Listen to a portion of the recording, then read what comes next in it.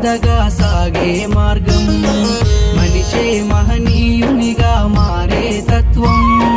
జ్ఞానమే సంపదగా సాగే మార్గం అష్టాంగ మార్గమై వెలిసెను బౌద్ధం అష్టాంగ మార్గమై వెలిసెను బౌద్ధం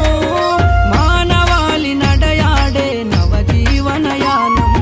మనిషే మహనీయునిగా మారే తత్వం జ్ఞానమే సంపదగా సాగే మార్గం మనిషే మహనీయునిగా మారే తత్వం